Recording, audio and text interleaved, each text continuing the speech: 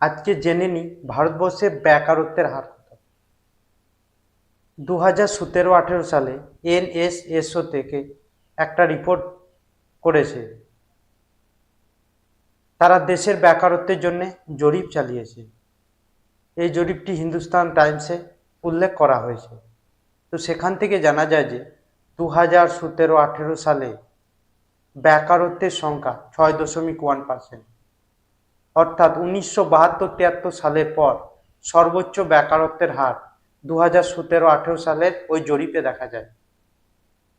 আপনারা জানলে অবাক হবেন যে আমাদের এই ভারতবর্ষ টোটাল 120 কোটি মানুষ। ওই 120 কোটি যদি 6.1% করেন তাহলে সেটা সংখ্যায় গিয়ে দাঁড়াবে 7,20,000 মানুষ। মানে আপনি আমি হয়তো ছোটোখাটো কাজ করছি, কিন্তু 7,20,000 মানুষ এমন আছেন যাদের কোনো কাজ নেই, কাজ দিতে ব্যর্থ আমাদের এই কেন্দ্রীয় সরকার। চিন্তা করুন, বেকারত্বের যদি এই হাল হয় তাহলে দেশের অর্থনৈতিক অবস্থা কোন দিকে যাবে,